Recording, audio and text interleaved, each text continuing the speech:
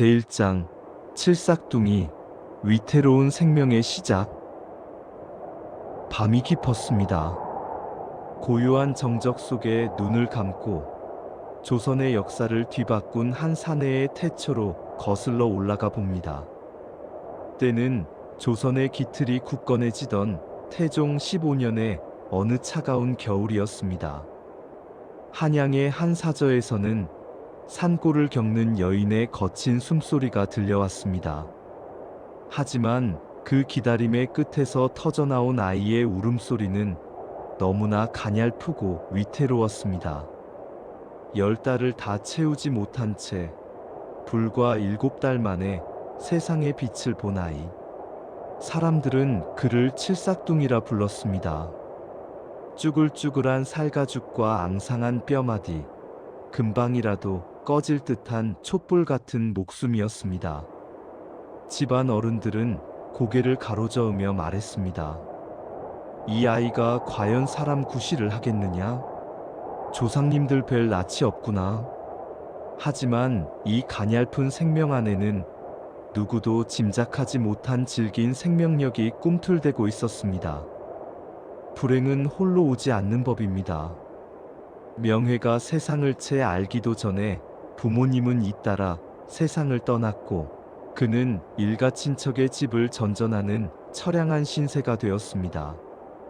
눈칫밥을 먹으며 보낸 유년 시절, 명회는 또래 아이들처럼 마당에서 뛰노는 대신 방구석에 앉아 세상을 관찰했습니다. 남들이 장난을 칠 때 그는 사람의 눈빛을 보았고, 남들이 웃을 때 그 웃음 뒤에 숨겨진 탐욕과 비굴함을 보았습니다. 사람들은 그를 부족한 아이라 비웃었으나 명회는 그 비웃음을 걸음 3만 내면에 거대한 성을 쌓아 올렸습니다. 세상이 나를 무시한다면 나는 세상을 내려다보는 법을 배우리라. 소년 명회의 눈빛은 그렇게 고독과 오기 속에서 날카롭게 벼려졌습니다. 제2장 경덕궁의 정막과 발톱을 숨긴 시간. 청년이 된 명회는 과거 시험이라는 높은 벽에 부딪힙니다. 그는 명석했으나 정해진 답을 외워야 하는 과거 공부는 그의 체질에 맞지 않았습니다. 그는 죽은 글귀보다 살아 움직이는 인간의 심리와 천하의 기운을 읽고 싶어 했습니다. 동기들이 하나둘 급제하여 화려한 관복을 입고 거리를 누빌 때 명회는 여전히 남루한 옷차림으로 뒷골목을 배회했습니다. 30을 훌쩍 넘긴 나이, 조상의 덕으로 겨우 얻은 자리는 경덕궁직이었습니다. 왕도 머물지 않고 관리들도 찾지 않는 텅 빈 궁궐. 그곳에 문지기가 된 한명회를 보며 사람들은 다시 손가락질했습니다. 천하의 한씨 가문에서 나온 것이 고작 문지기라니.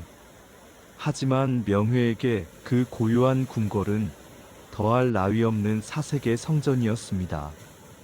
밤이 되면 그는 호롱불 하나의 의지에 조선의 전도를 펼쳤습니다.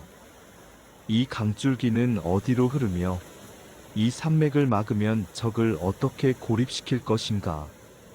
그는 책 속의 병법을 궁궐 마당에 직접 그려보며 실전적인 지략을 익혔습니다. 바람이 부는 밤이면 툇마루에 앉아 한강 너머를 바라보았습니다.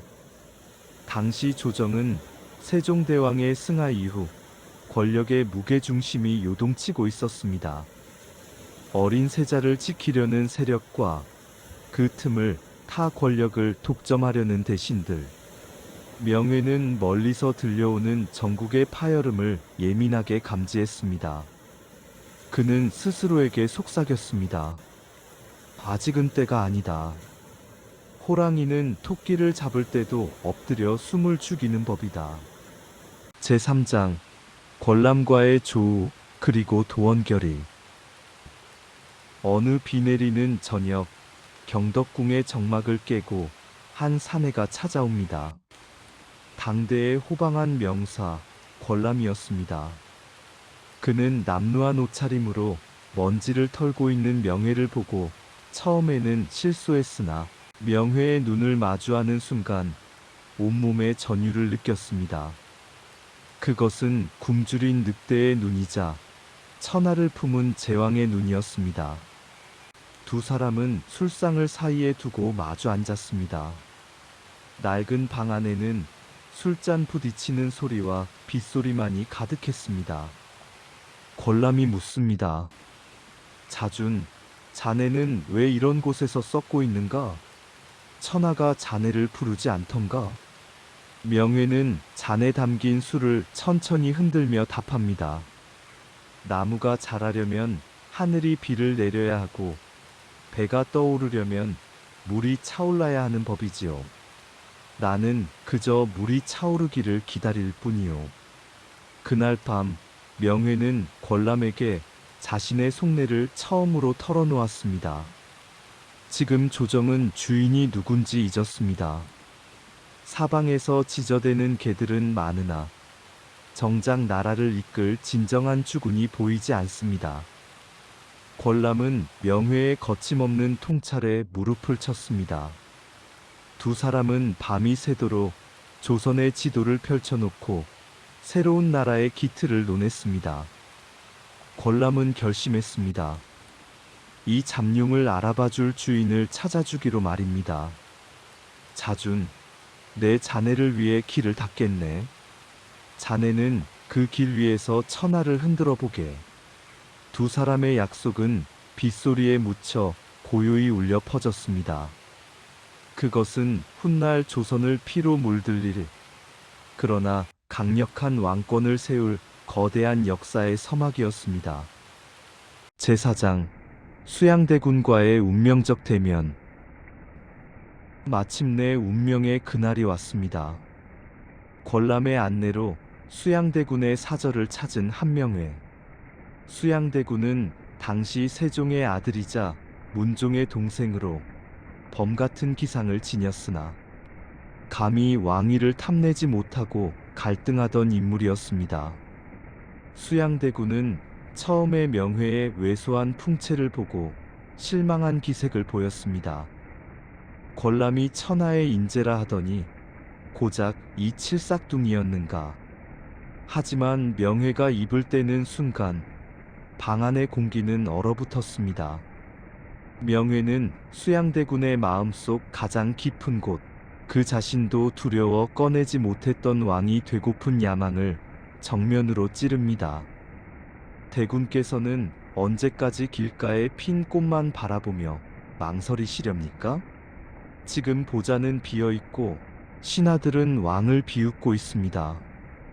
대군께서 그 자리에 앉지 않으시면 조상의 업적은 모래성처럼 무너질 것입니다.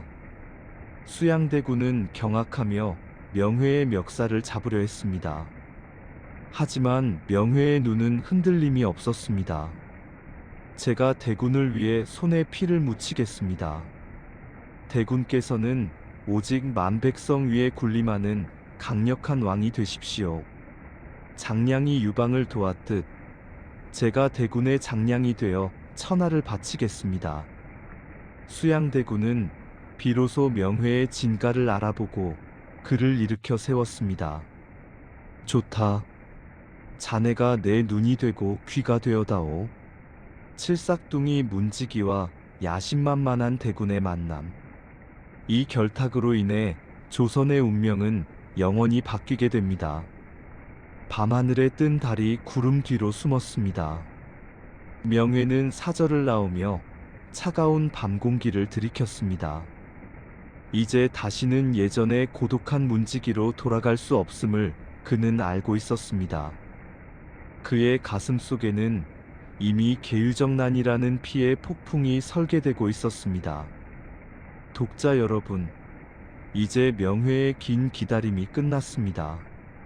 지략의 씨앗은 뿌려졌고 이제 곧 거대한 역사의 수레바퀴가 돌기 시작할 것입니다.